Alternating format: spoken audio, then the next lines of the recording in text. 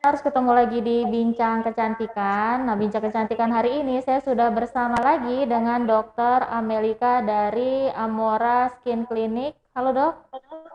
Halo, halo, apa kabar Tribuner semuanya? Apa kabar Dini? Baik. Lagi di Baik, mana, lagi di Dok? mana dong? Lagi di klinik. Oh iya, di klinik. Ternyata klinik dokter dekat sama Tribun ya, Dok ya, di belakang. Oh, dekat. Heeh. Tembusnya Tribun. Mm-mm. Iya. Nah, Dok, hari ini kita langsung aja, Dok ya. Hari ini kita mau sama-sama nih ngedengerin gimana sih tips dari dokter untuk cara merawat kulit berminyak. Ini kan kulit berminyak ini kan dialami oleh banyak orang ya, Dok ya. Termasuk bagaimana sih, Dok, ciri-ciri dari kulit berminyak ini, Dok? Ya, biasanya kulit berminyak kita bahas dulu tentang kulit berminyak ya. Jadi Mm-mm. supaya Tribuner semua paham apakah kulit saya ini benar-benar berminyak atau tidak gitu ya.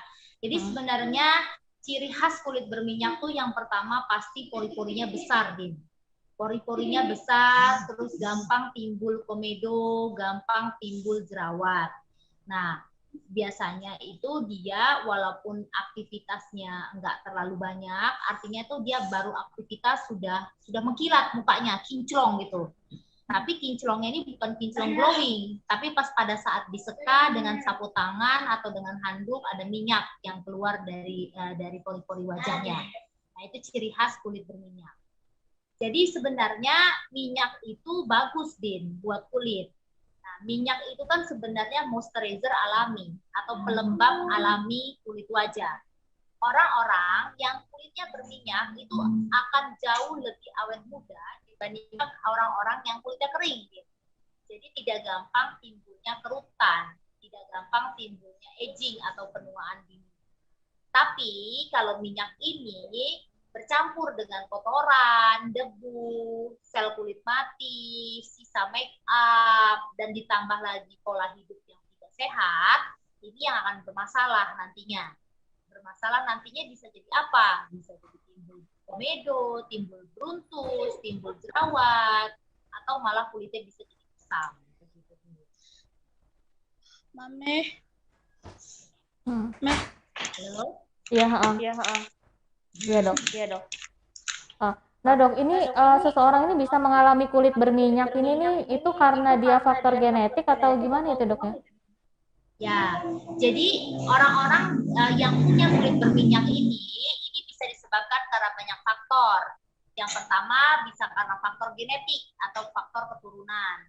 Kalau misalnya dalam satu garis keturunan yang kulitnya berminyak, biasanya akan diwariskan ke generasi selanjutnya. Tapi kulit berminyak juga bisa disebabkan karena faktor eksternal lainnya, seperti kayak perubahan hormonal. Nah, perubahan hormonal ini bisa terjadi karena banyak faktor pencetus. Misalnya, pada saat menstruasi bagi perempuan, biasanya mendekati menstruasi, orang-orang yang cenderung hormonnya naik itu akan jauh lebih berminyak pada saat mens kulitnya dibandingkan pada saat dia tidak menstruasi atau di luar siklus mensnya. Terus apa namanya kulit berminyak juga bisa disebabkan karena faktor eksternal kayak pola hidup itu lebih ke arah ke pola makan, terus apa namanya begadang atau konsumsi kayak seperti rokok atau alkohol itu juga bisa menyebabkan kulit kita berminyak. Mm-mm. Iya. Itu kulit berminyak ini rentan dialami usia berapa ini, Dok? Jadi kulit berminyak itu bisa terjadi dari segala macam usia. Biasanya orang-orang yang sudah balik, artinya Mm-mm. sudah apa ya, masa pubertas, Din. Usia 13 tahun ke atas, dari usia 13 tahun itu sudah bisa kulit itu sudah bisa berminyak. Kalau misalnya dia karena faktor genetik, biasanya usia 13 tahun sudah kelihatan tuh mukanya tipe yang berminyak atau tidak. Begitu. Mm-mm. Iya.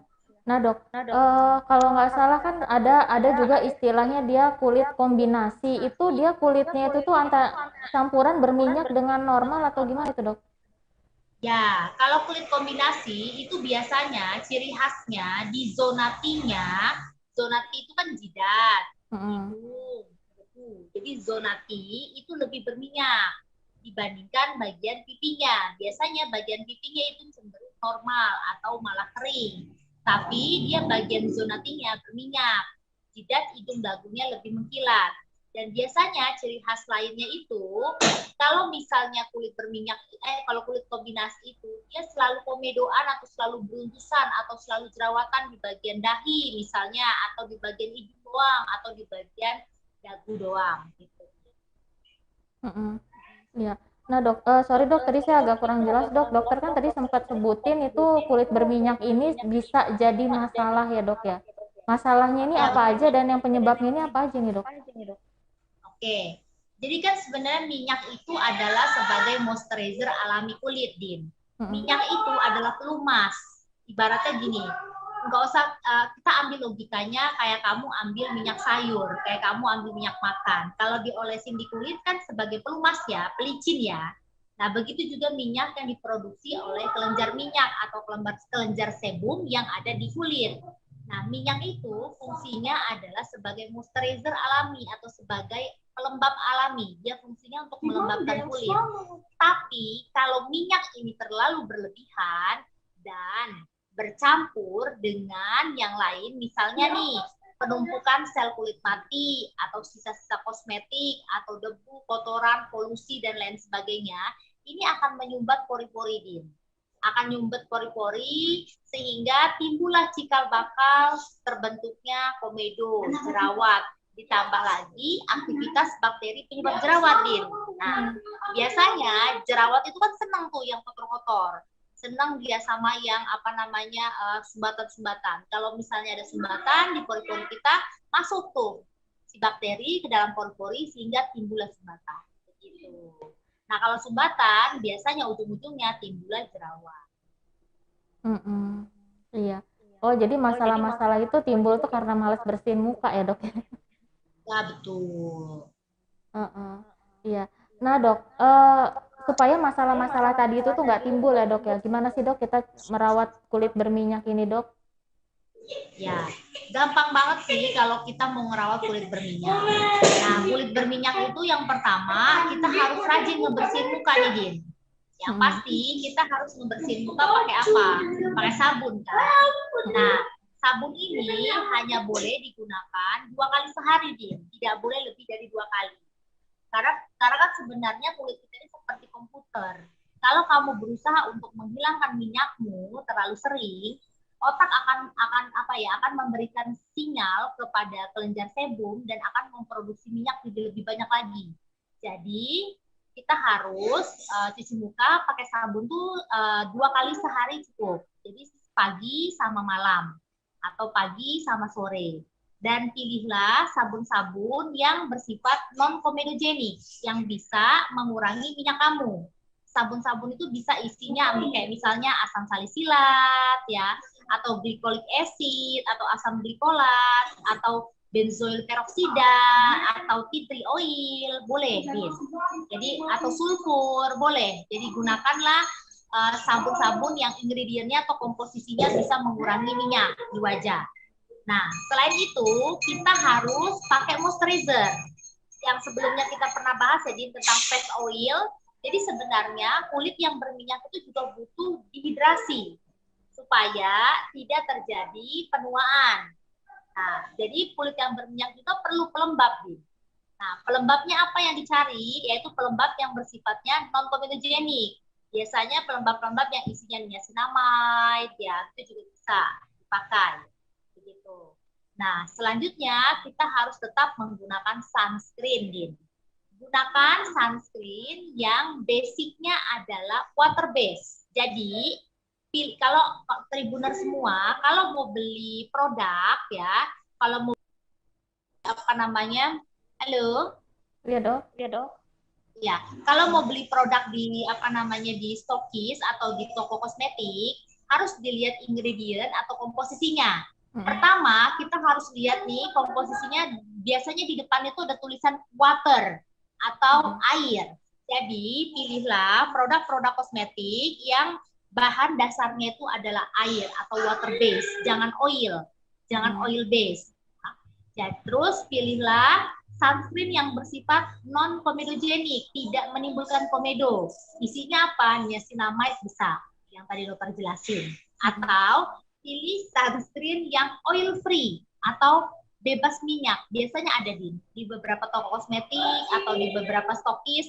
Di situ ada tulisannya sunscreen oil free, jadi dia bebas minyak.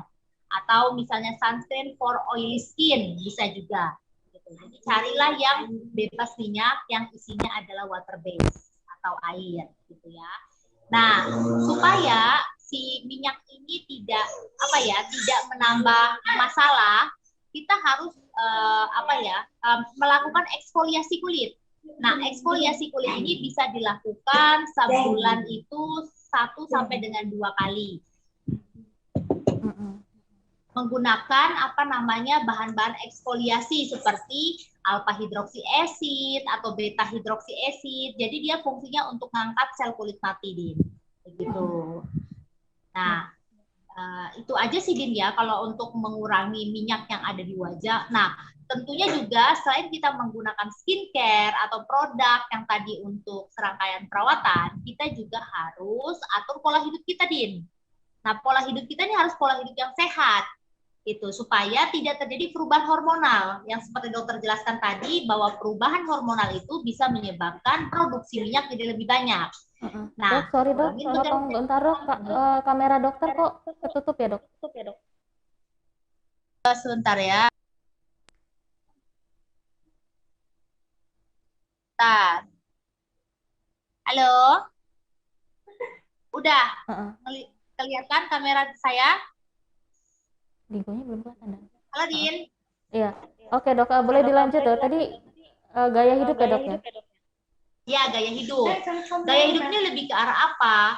Kurangin begadang, ya. Terus habis itu manajemen stresnya diatur. Kalau misalnya memang kamu ngerokok, stop rokoknya, gitu ya. Stop rokoknya. Kalau kamu memang minum alkohol, kurangin konsumsi alkoholnya. Terus begadang itulah yang paling penting, jangan begadang. Ya, karena begadang itu juga bisa menyebabkan perubahan hormonal yang terlalu drastis sehingga nantinya akan meningkatkan produksi minyak di kelenjar sebum, begitu. Iya. Nah, kalau ini dok, kalau perawatan di klinik kecantikan yang bisa dilakukan untuk kulit berminyak tapi yang belum ada masalah ya dok ya, itu perawatan apa dok yang bisa dipilih? Biasanya kalau misalnya untuk mengurangi minyak ya, kita biasanya kalau misalnya dia belum ada masalah, peeling aja. Boleh peeling, chemical peeling boleh. Sebulan 1 kali. Dia fungsinya kan untuk angkat sel kulit mati, Dim. Nah, supaya tidak terjadi penumpukan sel kulit mati. Takutnya kalau misalnya terjadi penumpukan sel kulit mati bercampur dengan minyak, takutnya nanti malah timbul jerawat. Jadi disarankan fungsinya yang untuk angkat sel kulit mati. Atau bisa juga IPL, skin rejuve ya, buat peremajaan kulit ya. Itu juga bisa, Din. IPL itu intensive light, di mana sebuah treatment menggunakan gelombang cahaya. Nah, gelombang cahaya ini diubah jadi gelombang panas supaya untuk merangsang proses pembentukan kolagenisasi atau proses pembentukan kolagen, dan dia juga bisa mengontrol produksi minyak di wajah. Iya. Nah dok, ini saya mau tanya dok ya, itu kan kalau yang dijual di supermarket memang udah agak jarang sih, itu ada semacam kayak kertas minyak gitu dok, itu sebenarnya bisa membantu nggak sih dok? Bisa, boleh. Karena kan kertas minyak ini kan dia hanya membantu untuk mengurangi minyak sesaat ya. Dan dia juga lebih steril dibandingkan kamu ngelap pakai anduk atau kamu ngelap pakai tisu. Nah, kalau ngelap pakai anduk kadang kotor tuh, kita juga kadang lupa cucinya dari pagi sampai sore nggak ganti anduknya. Nah, kalau misalnya ngelap minyak boleh, silahkan pakai kertas minyak. Itu lebih aman. Tapi kertas itu bukan mengobati ya, Din. Artinya tidak menyelesaikan masalah dari minyak kamu. Kertas minyak itu hanya menyelesaikan minyak pada saat hari itu. Gitu loh. Jadi hanya sesaat. Jadi tidak sifatnya untuk perawatan atau pengobatan. Iya. Kalau makanan dok, perlu ada yang dihindari nggak dok untuk si pemilik kulit berminyak ini dok? Oke, makanan ada beberapa yang harus dihindari, yaitu makanan tinggi protein sama yang gula. Jadi harus dikurangin.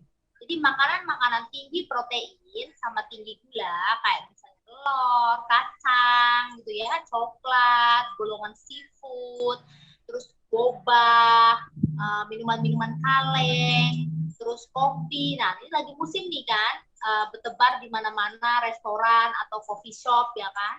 Dan rata-rata mereka tuh kadar gulanya tinggi, Din. Jadi kurangin lah. Kalau emang memang kita kulitnya berminyak, apalagi sudah ada masalah jerawat, dikurangin makan makanan atau minuman yang tinggi protein dan tinggi gula. Iya, paling enggak sebulan sekali lah dok ya makannya gitu ya. Nah, boleh lah. Sebulan sekali sampai sebulan 2 kali itu oke, masih bisa dimaklumi. Tapi kalau setiap hari kamu minum boba atau kamu minum kopi yang beli di coffee shop gitu kan, lebih baik jangan dulu dikurangin. Bukannya dokter tidak membatasi rezeki coffee shop, no, tidak. Boleh aja minum kopi asalkan takaran gulanya harus tahu, jangan terlalu manis. Iya. Nah dok, kalau kulit berminyak ini sudah terlanjur timbul masalah ya, masalah-masalah dokter sebutkan tadi itu untuk mengatasinya itu bisa sendiri atau harus ke klinik dok? Sebenarnya balik lagi, kalau misalnya dia masalah yang timbul adalah jerawat, dokter selalu wanti-wanti sama pasien. Sebenarnya obat dari jerawat itu adalah kamu sendiri, Din. Kita adalah obatnya. Sebenarnya badan kita ini kan seperti mobil. Nah, kita ini supirnya. Mau dibawa mana, mobil itu tergantung kita kan, Din. Misalnya mau bawa kamu kemana, ke mall, atau kamu bawa ke pasar, itu tergantung kamu. Nah, begitu juga badan kita, begitu juga muka kita. Sebenarnya jerawat itu bisa sembuh sendiri tanpa kamu harus ke dokter. Tanpa kamu harus berobat ke klinik kecantikan. Dengan cara apa? Kamu harus tahu nih, penyebab jerawat kamu karena apa. Kalau penyebab jerawat kamu misalnya, oh iya dok saya jerawatan karena saya males cuci muka, kamu harus lebih rajin di muka. Oh iya dok saya jerawatan karena saya begadang, stop begadangnya. Atau oh iya dok saya jerawatan karena saya makan telur terus, dok stop makan telurnya. Jadi kita harus tahu nih penyebab jerawat kita karena apa nih. Itu loh. Kita adalah obatnya. Jadi nggak perlu ke klinik kecantikan, sebenarnya bisa mengatasinya asalkan disiplin dan konsisten. Itu semuanya diatur pola hidupnya. Kalau pola hidupnya masih ngawur ya udah, nggak akan ada. Jadi pepatah mengatakan kalau pola hidup kita sehat, ya hidup kita juga sehat. Kalau pola hidup kita ngawur, kamu gimana mau sehat? Kalau pola hidup kamu udah ngawur gitu loh. Iya. Nah, tapi kan kalau dokter ketemu nih dok dengan pasien si jerawat ini, dokter gimana dok? Ya biasanya dokter akan anamnesa, akan periksa dulu nih jerawatnya karena apa. Dan biasanya kalau misalnya memang jerawatnya karena pola hidup, dokter akan sarankan untuk ubah pola hidupnya dan akan dokter kasih beberapa pengobatan. Pengobatannya bisa menggunakan skincare atau krim yang bisa dibawa pulang atau home care. Itu biasanya terdiri dari krim malam, basic ya, ke krim malam, siang, sabun, toner. Dan fungsinya adalah untuk mengurangi produksi minyak, untuk kontrol jerawat, untuk membunuh bakteri penyebab jerawat. Dan biasanya krim-krim jerawat itu di dalamnya ada antibiotik, dokter tambahkan. Dan antibiotik tentunya dikeluarkan hanya berdasarkan resep dokter, tidak dijual bebas. Jadi kalau memang sudah parah, tapi kalau belum tidak parah, biasanya dokter kasih krim-krim yang tidak ada antibiotiknya. Jadi bisa digunakan kayak golongan asam salisilat acid, glycolic acid, azelaic acid, itu juga bisa digunakan untuk kulit yang berjerawat yang tidak parah, atau niacinamide itu juga bisa. Tapi kalau misalnya sudah parah, sudah levelnya sedang ke berat, itu biasanya dokter akan tambahkan antibiotik. Jadi fungsinya adalah untuk membunuh aktivitas dari bakteri penyebab jerawatnya. Gitu. Atau kalau misalnya tindakan bisa kayak peeling, terus IPL acne, ya itu juga bisa. Atau injeksi acne, kalau misalnya memang banyak jerawat yang gede-gede, kayak jerawat batu, dan orangnya besoknya tuh kepengen ke pesta misalnya. Aduh dok, saya pengen ke pesta atau ada pertemuan penting saya ini nih. Gak pede ada jerawat gede, biasanya dokter suntik. Jadi dia fungsinya untuk mengurangi peradangan seketika. Iya. Nah dok, saya tuh kemarin tuh sempat dengar dok ya, lupa dari siapa gitu. Itu kalau kita lagi perawatan untuk jerawat ini dok, kita nggak boleh kosmetik dulu. Itu benar apa nggak sih dok? Iya benar. Balik lagi, tadi kan penyebab jerawat apa? Sumbatan. sumbatan pori-pori kamu. Dari apa? Minyak, penumpukan sel kulit mati, debu, kotoran, atau make up yang kamu pakai. Jadi solusinya adalah hindari penggunaan make up yang sifatnya nyumbat pori-pori. Seperti apa? Foundation, BB cream, CC cream, DD cream, cushion, itu tidak boleh dipakai dulu. Dan hindari penggunaan make up secara berlebihan. Banyak yang tanya, dok, saya boleh gak pakai make up nih dok? Mau wisudaan atau mau saya mau nikah dok, masa nggak bisa pakai make up? Boleh saja, asal jangan tiap hari. Kalau sesekali pakai make up, setelah itu cepat dibersihkan, boleh-boleh saja, nggak apa-apa. Iya. Tapi tetap ya dok ya, gaya hidupnya harus diperbaiki dok ya. Percuma udah dokter kasih obat tapi gaya hidupnya tetap ya dok. Iya, pasti itu Din. Pasti. Kalau misalnya gaya hidup kamu nggak berubah, kita sama aja kayak main bola pingpong. Nggak sudah-sudah nanti. Iya. Oke dokter Amel, sebelum saya tutup ada yang mau dokter sampaikan dok? Sudah cukup sih. Sebenarnya yang intinya adalah dari pola hidup ya. Sesuatu yang bagus hasilnya itu akan diimbangi dengan pola hidup. Jadi kamu tidak boleh menyalahkan produk yang kamu pakai, tidak boleh menyalahkan dokter yang menangani kamu, tapi kamu harus introspeksi diri dulu, pola hidup kamu sudah baik atau belum, atau pola hidup kamu sudah benar atau belum. Jadi nggak sia-sia apa yang kamu lakukan, begitu. Iya. Oke dokter Amel, terima kasih banyak ya dok ya atas waktunya. Semoga bermanfaat, berguna semuanya. Ya, sampai ketemu lagi dok. Assalamualaikum. Waalaikumsalam. Mana tuh? Ya Tribuners, sudah ada obrolan kita bareng dokter Amel. Sampai jumpa lagi di Bincang Kecantikan berikutnya. Selamat sore.